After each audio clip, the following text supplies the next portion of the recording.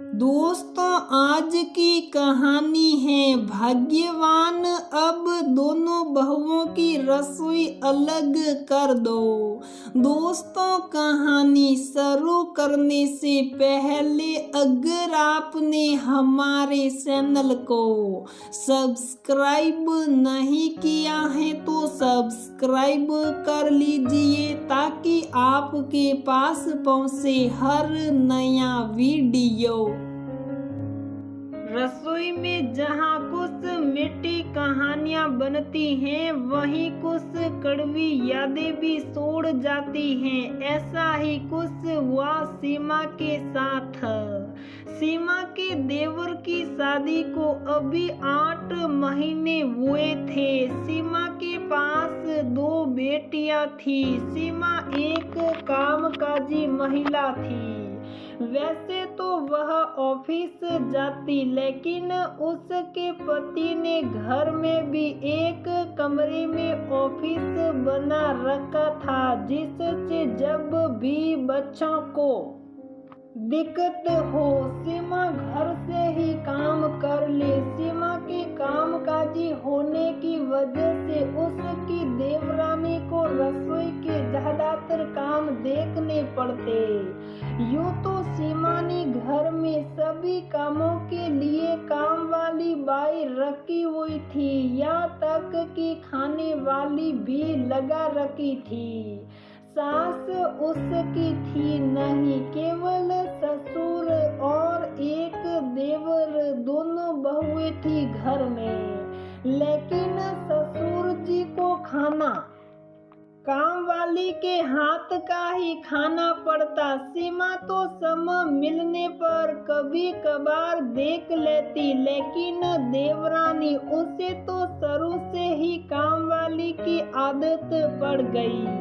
अब वह कोई काम खुद नहीं करना चाहती थी। हर काम को काम वाली के ऊपर छोड़ अपने कमरे में आराम करती रहती। सीमा ने सालू देवरानी को समझाने की बहुत कोशिश की। अब ये घर तुम्हारा भी है तो घर की जिम्मेदारियों को भी संभाला। जरूरत पर मैं हमेशा तुम्हारे साथ हूँ। अगर तुम भी ऑफिस जाना चाहती हो तो हमें कोई प्रॉब्लम नहीं है, लेकिन घर तो फिर भी संभालना ही होगा।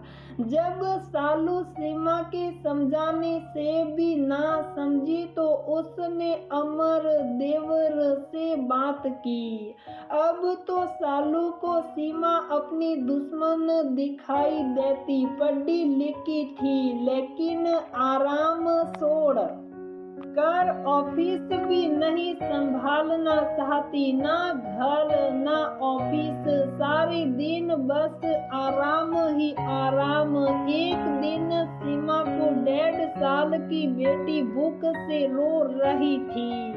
सालू रसोई में अपने लिए चाय बना रही थी तो सीमा ने सालू से बिटिया के लिए दूध करने के लिए कह दिया।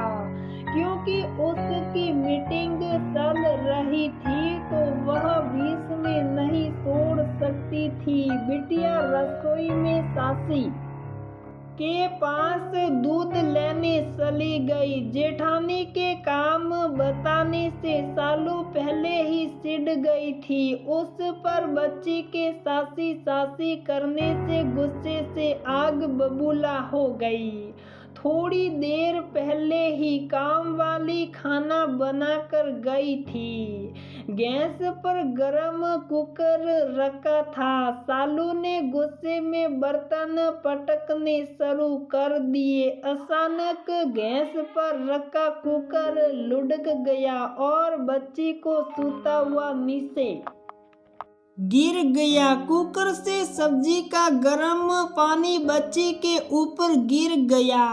बच्ची दर्द से तड़प गई। बच्ची के रोने की आवाज सुनकर सब भागकर रसोई में गए। बच्ची की हालत देखकर सीमा को चक्कर आने लगे। सीमा के पति भी घर पर नहीं थे।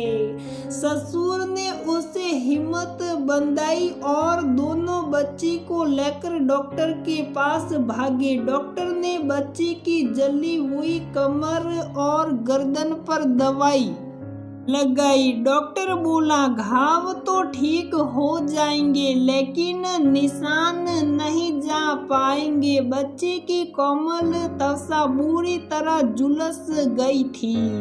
घर आकर ससुर जी ने सालू को बहुत डांटा। उससे गलती महसूस तो हो रही थी लेकिन मानने को तैयार नहीं थी।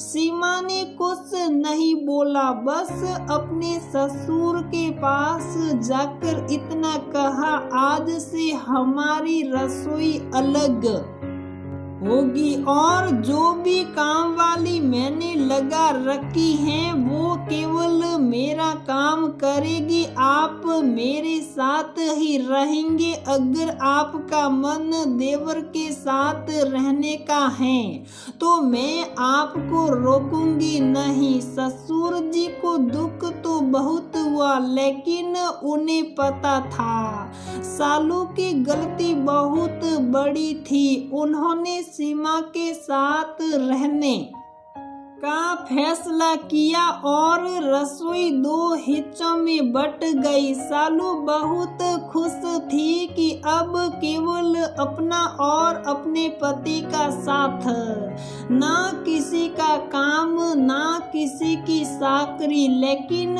उसका ये सुंदर सपना बहुत जल्दी टूट गया।